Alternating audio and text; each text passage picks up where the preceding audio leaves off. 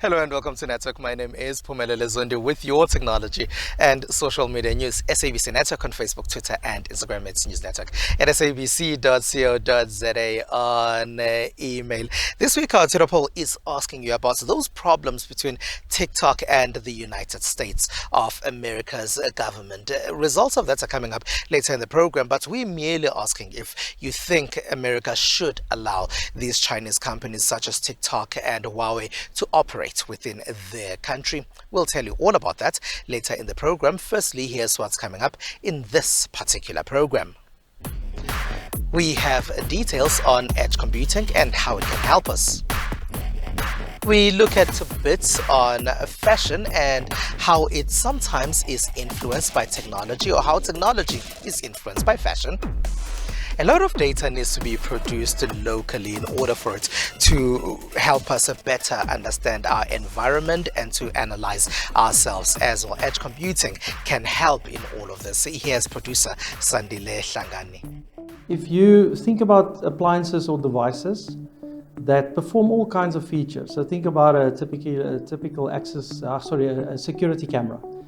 When you talk about edge computing, it's when you give that appliance or that device the ability to make smart decisions, to analyze the data, whatever it's detecting or sensing, and then look at that and create intelligence from that. So when we talk about edge computing, the brain part, sits inside the device that's there at the edge.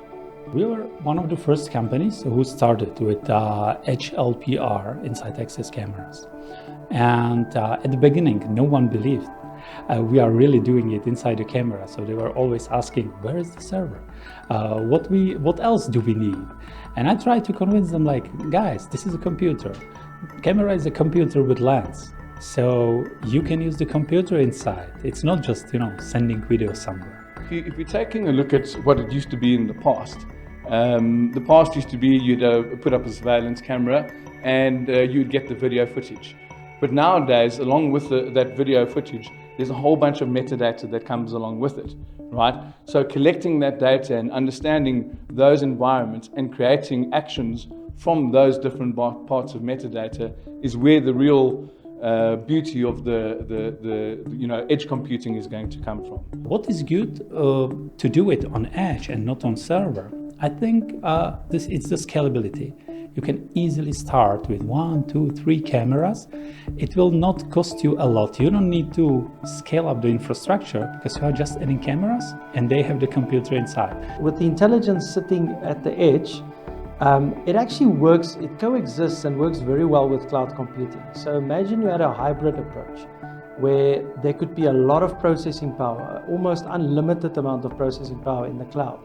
But you needed some tasks to be performed at the scene, at the location where the device is. So let's again go to a security camera. It's mounted on the corner of a street, for instance, and it's looking at an intersection. Yeah, so the basic of a smarter city is being able to have the ability to put an application on a camera, as they say. So as edge computing is getting stronger and faster due to Moore's law, you're able to put applications onto the edge of a network camera. We are at Cradlemoon. It's about a 45 minutes or so drive from the northern suburbs of Johannesburg. And Oppo here is launching their new device, and they're saying that this one is a fashion item. They've even partnered with a local fashion designer, Rich Mnisi. There probably was never a time when mobile phones were just for function. If you think back to the early days, many thought beautiful design was always important when it comes to mobile phones, but not many probably saw them as fashion items. You've got to find a way that people can relate to it, because the concept of it is kind of unrelatable if you don't relate it to either fashion or flip phones from back in the day. So I think it makes sense, and especially with this type of form factor, this is not a book fold. Oppo obviously does those as well. This does appeal more to someone who's looking not so much for pure productivity, but for let me make a statement. And I think statement plus technology in this case seems to be working for them. Today, a lot of new technology has become fashion items too. Think about your wearable devices. You'd probably never wear them if they were ugly and didn't match your outfit. So is the case with many mobile phones nowadays. How you choose your device and how you choose your fashion is intertwined. I don't think you want a phone that won't go with your outfit. So I think in as much as the function can be amazing, it also needs to look good and complement you and your personality and how you live your daily life. That is function ultimately. Smartphone brand Oppo is known for sports partnerships like with Orlando Pirates, the Springboks and the Premier League. But they've now partnered with a fashion brand, Rich Mnisi. So the partnership with Oppo was a very organic one for them, especially because they work with SA Fashion Week. So I think they wanted to extend the relationship in the fashion industry, and then that's when they contacted me to work with them. And it was an open canvas. We didn't know what it would look like, which is always a beautiful place to start, especially for me. I love things that start like that. The partnership is for their find and to flip devices. Rich is one foremost designer in the country. He's one of the leading South African designers, and it's just his creation, his color palette, and what he creates just made sense for us, and it was just a perfect fit working with him and just creating what the covers and accessories, just the concepts, what he came back with, and he understood because this was the first time he partnered with a technology brand, a handset manufacturer. While it must look good, the tech must still be top-notch. I think the big question a lot of people are asking is, besides just flipping, what is the value that it's adding to my life? Because the value proposition of a folding phone is not just folding, what can it do that your normal phone can't do? Oppo is not the first to launch devices as fashion items in South Africa. In the past, Huawei has partnered with local sneaker brand Batu and Miss Supranational Lalela Mswane for their devices as well. There are many technology brands that in the beginning here in South Africa would launch stores that only deal in those devices, but many of them often shut down after a while. And we even have had Mara Phones, which launched its flagship stores, but even the factory in Durban, they eventually shut down. But how successful are these, and what leads to successes of some brands when some often don't find similar success here in South Africa? iStore has opened an Apple Premium Partner store at Eastgate Mall in Johannesburg, and they say it is the first of its kind in the African continent. This particular iStore is the first Apple Premium Partner store on the African continent. So with that, it comes with a whole new design. You can see the way the accessories are displayed. They're sort of not in a cabinet. They're nicely displayed on the wall. The way it's been designed is there's a lot more space to have consultations with our customers. We're not a simple retail environment. We're a complex retail environment. We do technical transactions, financial transactions, business transactions, and the space just lends itself to having a comfortable seat next to a customer and doing these slightly more complex transactions. So it's just been designed better for our current circumstances. Operating as a hub for Apple products here in South Africa and the rest of the continent, the iStore opened the store at the backdrop of reports of the closing down of some cell phone retail stores in 2022. This was partly due to high rental costs. Yeah, I think the retail environment in general is quite constrained across the board. And you're going to expect that mobile phone operators and the brand owners are going to go through the same challenges that everyone else has. So we haven't seen a lifting of that constrained environment. You still have increased rentals that are happening so that mall owners can survive. And you still have to now have that passed on in mobile devices. But the margins are not necessarily at the highest levels, and there isn't a good product mix necessarily. So you're tending to find that there's still the same constraints on a retail environment that have existed for quite a while. However, the uncertainties in the retail space, Apple fans shared their excitement for the newly launched store. It's a beautiful store, it's inviting, it's appetizing, and also getting an iPhone from here, you can already tell that you're going to have a good time using the phone because of how the store is. You get so many inspirations from just looking at the store. And I just like how they've upgraded to make it a more personal and customer client-based kind of experience. To just basically, behind the devices, there's actual humans who work to better their customer experience in terms of devices and so forth. The company added that this iStore is set to give its customers a world-class experience. The shop opened its doors on the 30th of March 2023. SABC Network on Facebook, Twitter, and Instagram. News network at sabc.co.za on email. Let's take a break.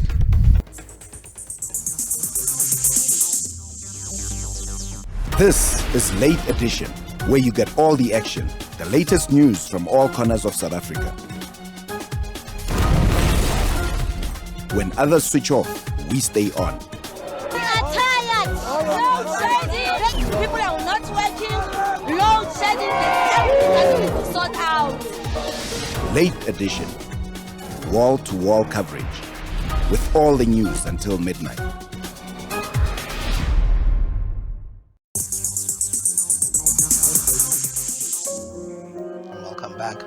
Now, the Thabo Bester saga continues, and he's still on the run.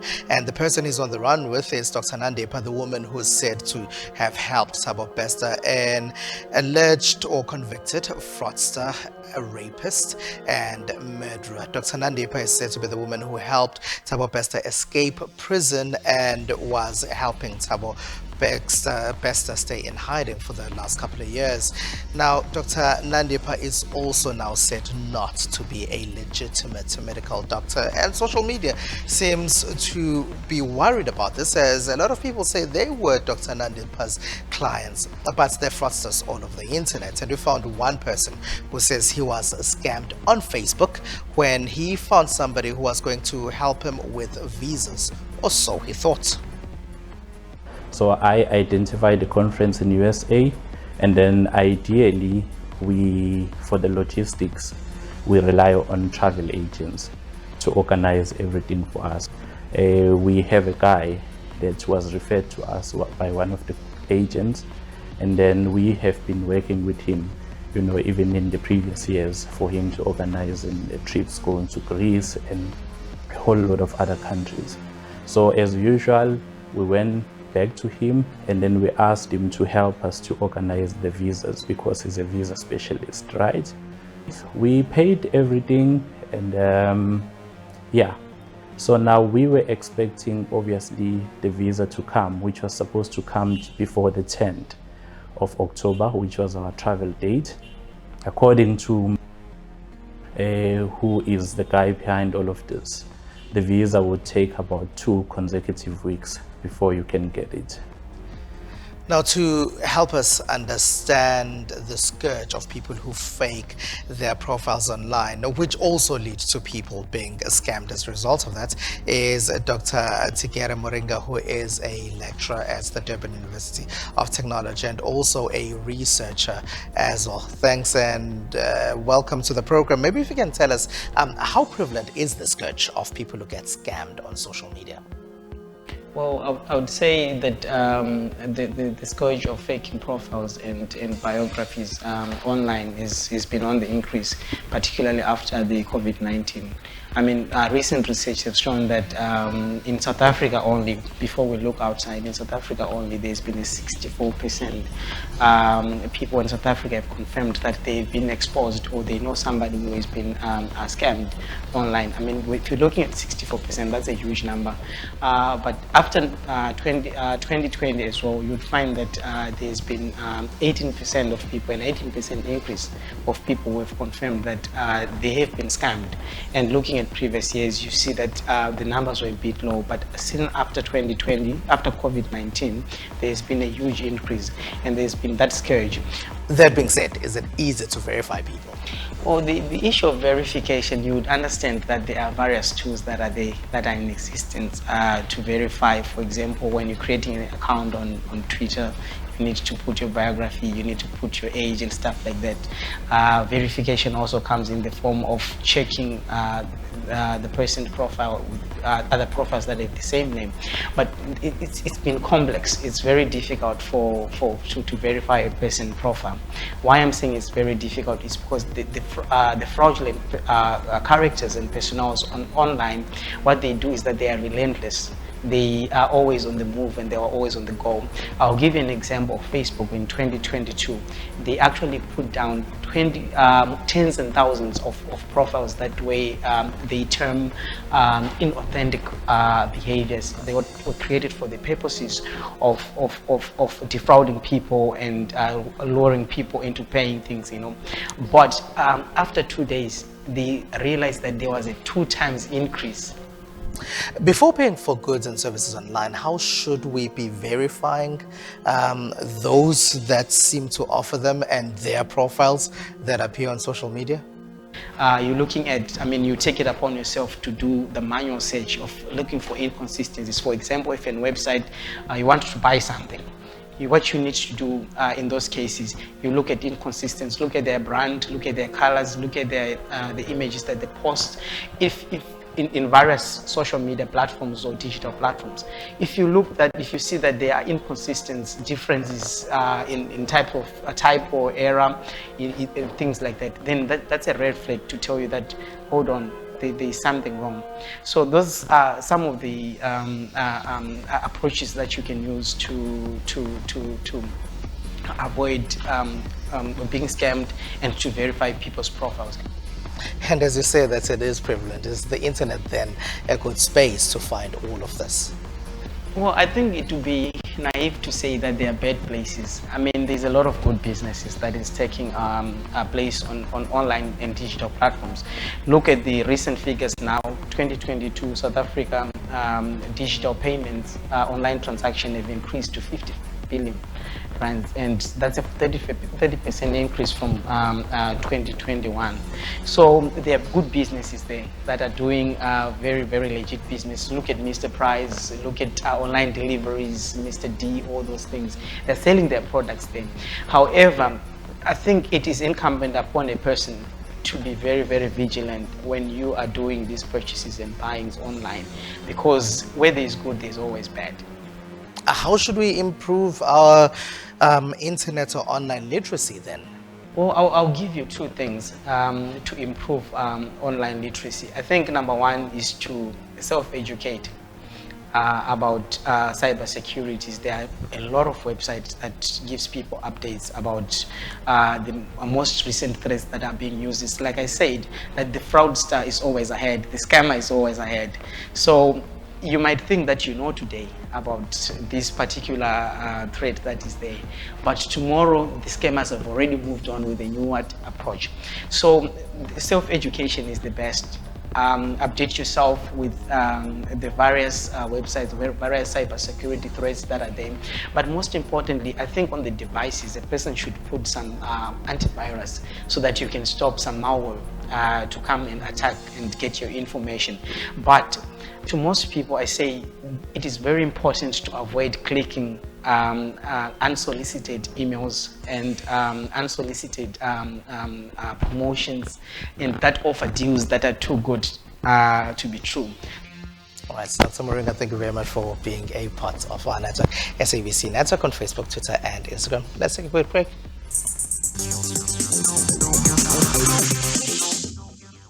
SABC network on Facebook, Twitter, and Instagram. Welcome back. Here's what else took place in the rest of the world in the technology space.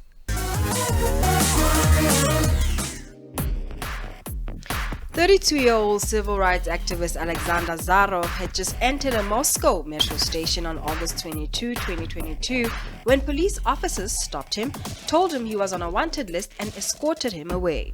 Just when I entered to the metro station, a police officer approached to me, grabbed me, and said, "You're detained, come with me." And I was, wow. Then they took me to the police station, but the thing is, I noticed when he detained me, during the detention, I noticed in his hands his working tablet with tons of photos of me. The Russian government uses facial recognition to keep an eye on citizens.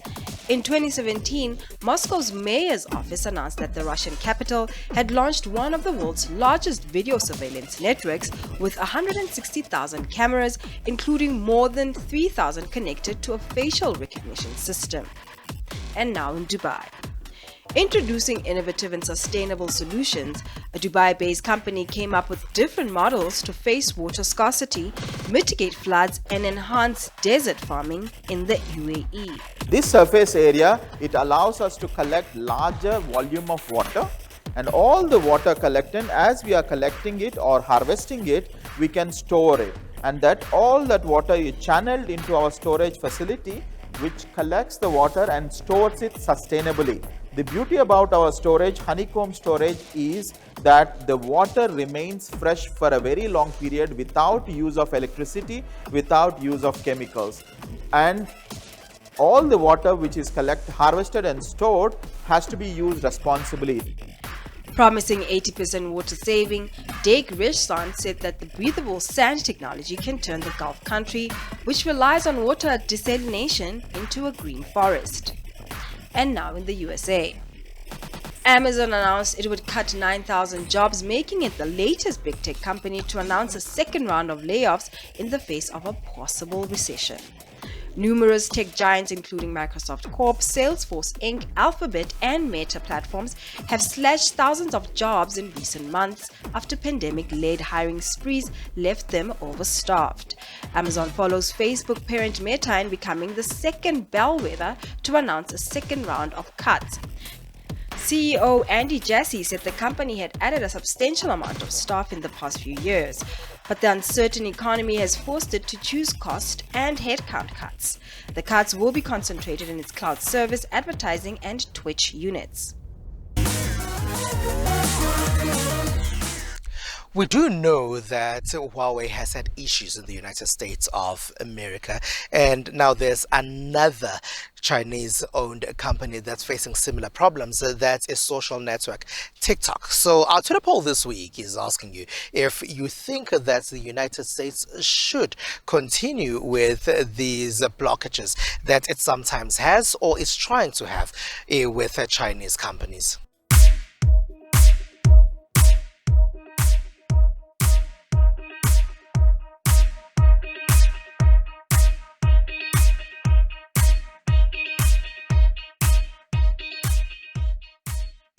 And that's it. That's all we have for you. Find us on SABC Network on Facebook, Twitter, and Instagram. It is News Network at sabc.co.za. On email from me, Spumelele Zondi, and the rest of the team right here in Cradle Moon. Have a good one. Bye-bye.